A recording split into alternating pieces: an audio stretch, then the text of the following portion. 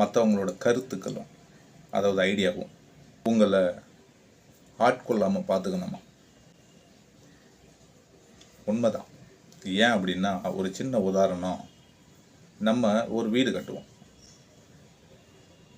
நம்ம பல கஷ்டப்பட்டு அது ரொம்ப முன்னெடுத்து ரொம்ப நாள் கழித்து ஒரு வீடை கட்டுவோம். அதாவது தெரிஞ்சவங்க, பக்கத்து வீட்டில் இருக்கிறவங்க, திடீர்னு அந்த ஊருக்கு ஏதோ ஒரு வியாபாரத்துக்கு வரவர், யாரோ ஒருத்தர் அங்கே நிற்கிறாருன்னு வச்சுக்கோங்களேன், இதை கொஞ்சம் இப்படி பண்ணியிருக்கலாம் அப்படின்பார். அவர் ஒரு ஐடியா, அவர் கருத்து சொல்வார்.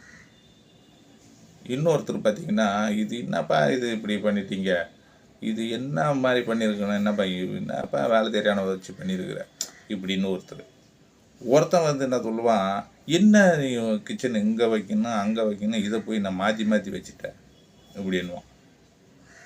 இது எல்லாமே உங்கள் காதுலேயே வாங்கக்கூடாது. அப்படி வந்தோன்னா ஒதுங்கி அதெல்லாம் காதில் வாங்காமல் ஓரம் கட்டிட்டு நமக்கு பிடிச்ச மாதிரி நமக்கு ஏற்ற மாதிரி ஒவ்வொரு விஷயத்தையும் பண்ணணும். இப்போ இந்த ஐடியா சொன்னாங்கல்ல, இவங்க வீடெல்லாம் நீங்கள் போய் பார்த்தீங்கன்னா புரியும். சம்மந்தமே இல்லாமல் இருக்கும். ஒரு குடிக்க டம்ளர் கூட முறையாக வச்சுருக்க மாட்டார். அவர் படுக்கிறதுக்கு கூட முறையான இடவசதி இருக்காது. இது இந்த கருத்து சொல்கிறவங்க அதிமேதாவியாக இருப்பாங்க. அது நினைக்கும் போது தான் நமக்கு சில நேரங்களில் கோபமும் வரும். ஏதாவது திட்டி போடலாமான்னு கூட தோணும். சரி, அவர் எதை சொல்கிறாரு அப்படின்னு சொல்லிட்டு நம்ம அதெல்லாம் பெருசாக எடுத்துக்காமல் நம்ம வேலையை நம்ம கவனத்தை சிதற விடாமல் போய்கிட்டே இருக்கணும். நமக்கு தெரிஞ்ச வேலையை நம்ம பண்ணிக்கணும். இது நிறைய பேருக்கு புரியறதில்ல. இன்னொரு சில இது பார்த்துருக்கோம். இவன் குடும்பம் நடத்துறதுக்கே ரொம்ப கஷ்டமாக இருக்கும். அவன் சூழ்நிலையும் ரொம்ப மோசமாக இருக்கும்.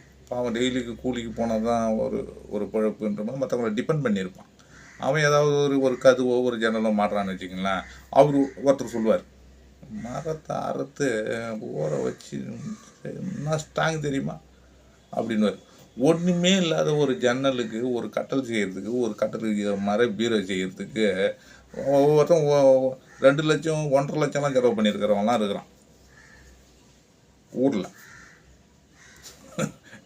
இதெல்லாம் நினச்சா சில நேரம் என்னடா இவனுக்கு இப்போ புரியாமலே இருக்கானுங்களே இன்னமும் அப்படின்னு தோணும். ஏன் அப்படின்னா, இன்றைக்கி டெக்னாலஜிஸ் எல்லாம் எவ்வளோ வளர்ந்துடுச்சு. இன்றைக்கி ஒரு ஃபர்னிச்சர் வேணும் அப்படின்னா என்ன விதவிதமாக இருக்குது தெரியுமா? நம்ம போனால் உடனே 1000 மாடல் இருக்குது, விதவிதமாக இருக்குது. நம்ம பார்த்துட்டு காசு கட்டினா போதும் வந்துடும். ஆனால் இவங்க சொல்கிற மாதிரியெல்லாம் அவ்வளோ காசெல்லாம் ஆயிராது. எல்லாம் காம்பேக்டாக தான் இருக்கும். இவங்க சம்பந்தமே இல்லாமல் எவனா ஒருத்தன் சொல்லுவான், அந்த ஊரில் மர வியாபாரம் பண்ணுறவன். இவனுங்கெல்லாம் வந்து இவனுங்களை அறிவாளி ஆக்கிக்கணும்னு மற்றவனை முட்டால் ஆக்கி விட்டுட்டு குழப்பி விட்டுட்டு போயிடுவானுங்க. இது நிறைய பேரோட வாழ்க்கையில் நடந்திருக்கும். நீங்கள் யோசிச்சு பாருங்கள். இது நான் சொல்கிறது இந்த காணொலியை நான் இதை சொல்கிறது வந்து, இது சொல்லும்போது உங்களுக்கு பல இன்சிடெண்ட் உங்களுக்கு ஞாபகம் வர வாய்ப்பு உண்டு. அப்படி இருக்கிறவங்க கமெண்ட் பண்ணுங்கள்.